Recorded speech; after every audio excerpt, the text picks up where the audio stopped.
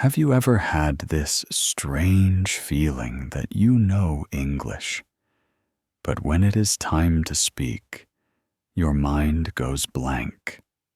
And then, even worse, you start hearing your own thoughts, saying things like, "I sound stupid. What if I make a mistake? What if they do not understand me?" And in that moment, all the English you studied feels far away, like it belongs to someone else. Now imagine this. You become one of the most famous entertainers on the planet. People from every country recognize your face. Your films travel across oceans. Your name becomes history. And you do it while barely speaking on screen for years, because you are a silent movie star. And here's the surprising part. Charlie Chaplin learned English without ever studying it the way most people think they should. No vocabulary lists, no grammar drills, no perfect classroom path. He learned it the way real life teaches you, through need, through listening, through pressure, through curiosity, through being surrounded by the language until it starts to live inside you. If you have been trying to learn English for years and you still do not feel fluent, this story matters, because it is not just about Chaplin. It is about what actually creates fluency in a human brain. And it is also about why smart, hard-working people get stuck even when they know a lot. Charlie Chaplin was born in London in 1889. He grew up in deep poverty. His childhood was unstable, painful, and chaotic. He did not grow up with comfort, and he did not grow up with the idea that life would be simple or fair. And from a young age, he performed on stage because performance was not a hobby for him. It was survival. Now here is something important for you as an English learner.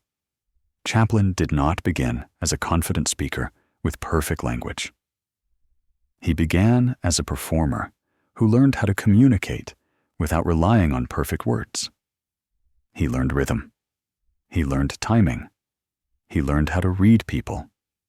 He learned how to express emotion with his face and body. He learned how to connect. And if you think about it, that is already a kind of language skill, maybe the most important part, the part that makes people want to listen to you. When Chaplin eventually moved to the United States, he entered a world where English sounded different. It was not just English as a language. It was English as culture, English as speed, English as humor, English as street talk, English as business, English as Hollywood, English. And here is where the story becomes powerful for us.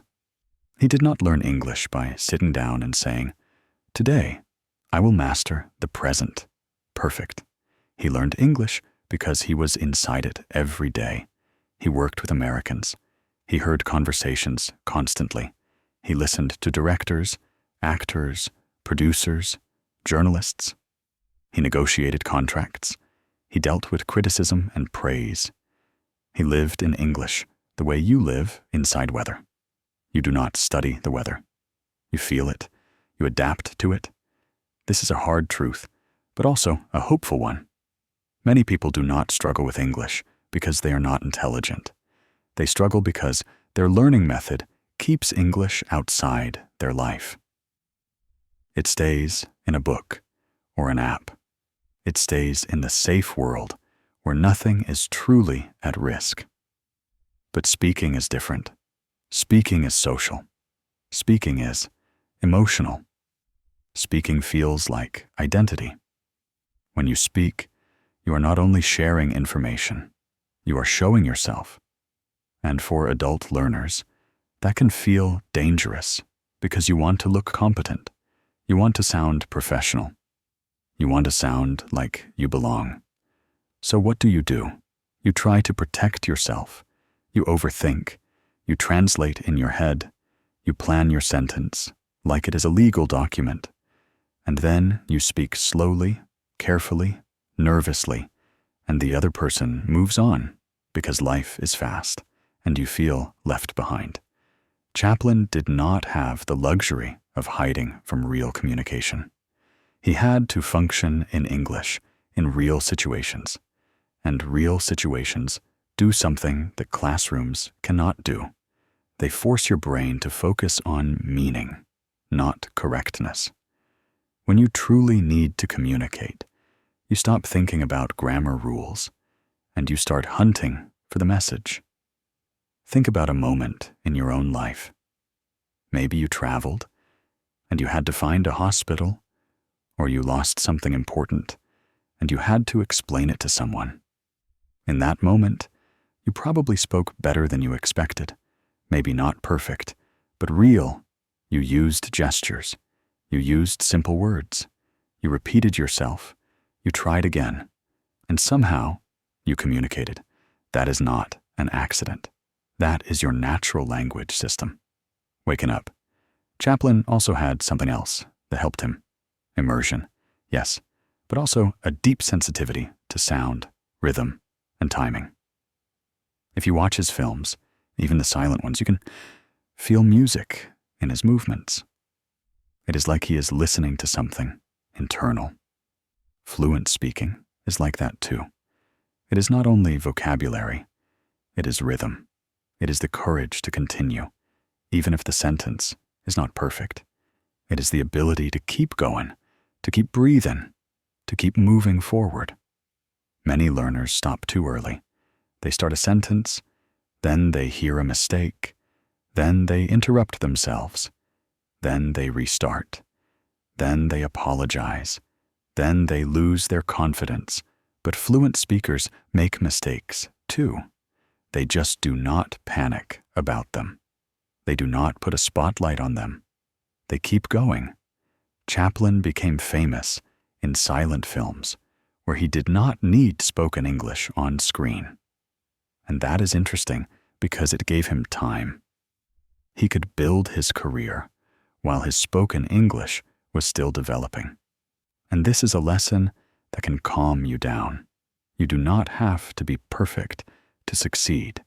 You do not have to wait until your English is complete before you live your life. You can start now with the English you have. In fact, the fastest way to improve is to start using your English before you feel ready. At some point, films transitioned from silent to sound. That was a major moment in history. Many silent film stars struggled. Some could not adapt. Some had voices that audiences did not expect. Some had strong accents. Some did not have the speaking skills. Chaplin resisted sound for a while. He kept making films with little or no dialogue, even when sound was popular. And people often say he did it because his art worked best in silence. That is true. But there is also another layer. It is normal to avoid situations where you might feel exposed. And if you are an English learner, you know that feeling. Maybe you avoid phone calls in English. Maybe you avoid small talk at work. Maybe you avoid meetings where you might be asked a question. Maybe you prepare your sentences in advance and hope nobody asks something unexpected. That is not laziness, that is fear. Fear of being judged. Fear of being trapped. Fear of looking less intelligent than you really are. But eventually, Chaplin did speak in his films. And when he did, it mattered, because it showed he had adapted. He had learned enough, not through study, but through living, listening, and building confidence over time. So let us talk about what this means for you, because you are not a silent movie star living in early Hollywood. You have your own life, your own job, your own family, your own goals. You need English for meetings, interviews, travel, friendships, relationships, maybe even for your own self-respect. Here is the first big idea Chaplin learned English, because English was not an academic subject for him. It was a tool. It was a bridge. It was survival, work, creativity, connection. When language becomes a tool, your brain treats it differently. It stops asking, "Is this correct?" and starts asking, "Did it work? Did they understand? Did I connect?" If you want that kind of growth, you need to build more moments where English is necessary, not optional. Not huge dramatic moments. You do not need to move to another country. You can create small, daily pressures that are safe but real. For example, imagine you are at work and you have a meeting in English. You might be tempted to stay silent because you are afraid of mistakes. But what if you decide that once per meeting, you will speak one sentence? Just one. Maybe it is a question. Maybe it is a simple opinion. Maybe it is a clarification. Like, "So just to confirm, the deadline is Friday." Or, "I think we should focus on the customer experience first." That is not advanced English, but it is real English. It is you participating, and every time you do that, your brain learns something more important than vocabulary. It learns, "I can survive speaking English." Or think about travel. You are at a hotel. You need an extra towel. You can either point and smile and hope they understand, or you can practice a simple request. "Hi, could I get an extra towel, please?" That sentence might feel scary because it is small, and you feel like you should be able to say it perfectly. But that is the point. Small sentences are the foundation of big confidence. Now let us talk about the biggest trap for adult learners. Translation. Many people can understand English because they translate quickly in their head, but speaking is different. Speaking requires speed, and translation slows you down because you are doing two jobs.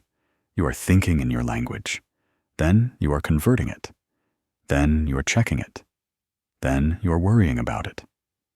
And by the time you speak, the moment is gone. Chaplin did not learn like that.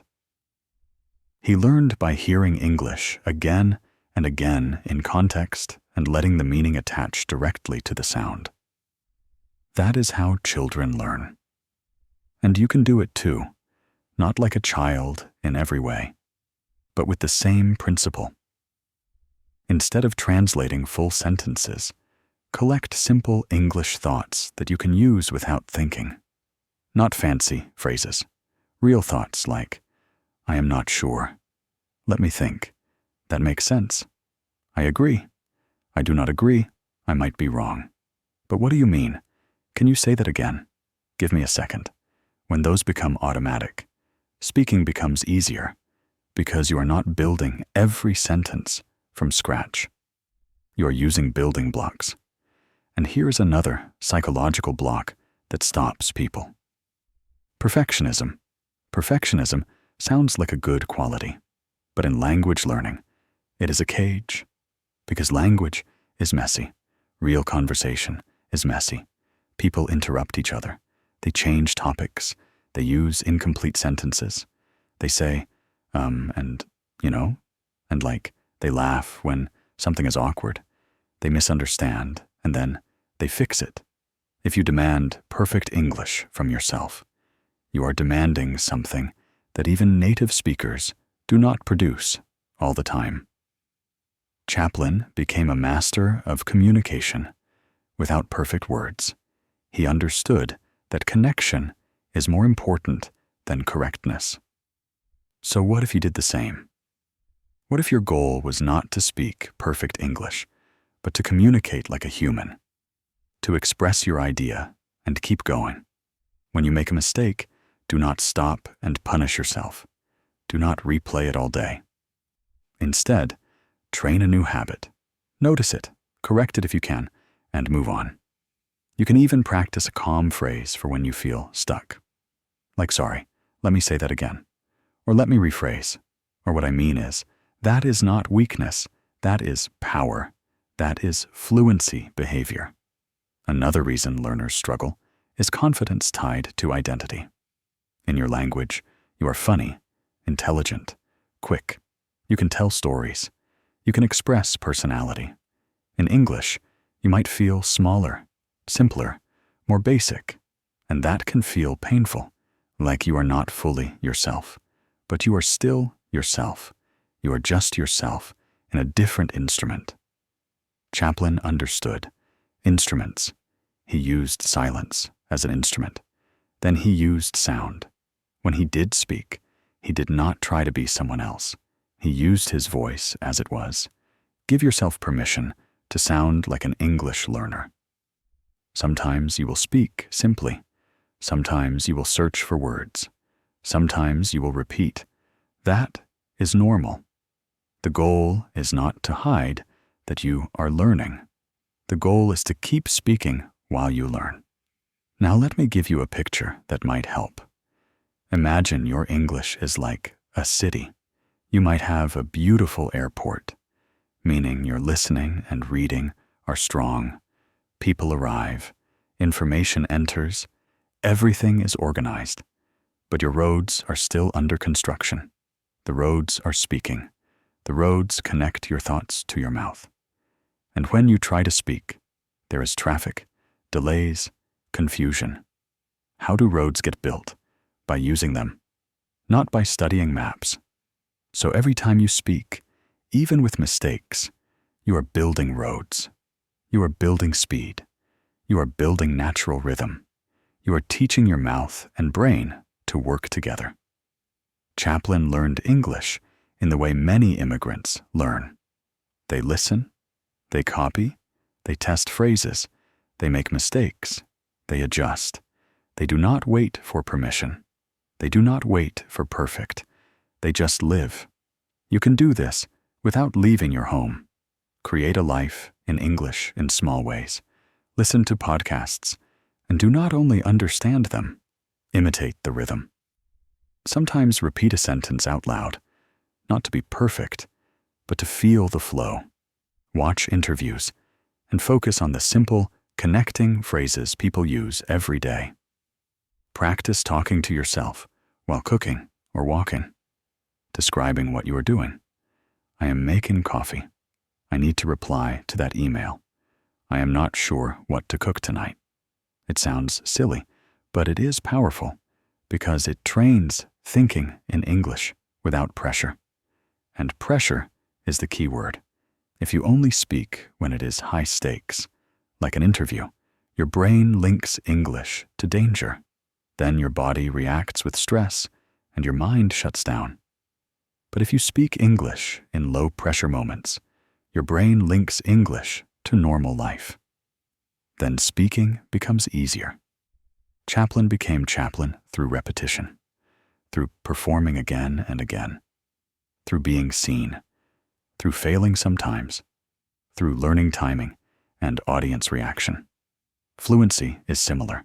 You need repetition, and you need exposure, not just to English, but to yourself, speaking English. So I want you to imagine this. The next time you speak English, do not try to prove anything. Do not try to impress anyone. Just try to be clear. Try to be present. Try to be human. Ask yourself a simple question. Did they understand me? If yes, you succeeded. If not, you try again with different words. That is all. Because language is not a test. Language is a tool for living. And maybe that is the real message hidden in Chaplin's story. He did not learn English by studying, because his life was the lesson. His work was the lesson. His mistakes were the lesson. His courage to keep going was the lesson. You can build that too. You do not need a perfect plan. You need a real relationship with English. A relationship where you show up often, imperfectly, and you keep going. So today, pick one small moment to live in English. One sentence in a meeting. One question to a coworker. One short voice message instead of a text. 1 minute talking to yourself without translating one. Small risk. And when your brain says, "What if I make a mistake?" answer calmly, "I will, and I will survive, and next time will be easier." That is how Chaplin did it. That is how real fluency is built. not in the silence of studying, but in the movement of life.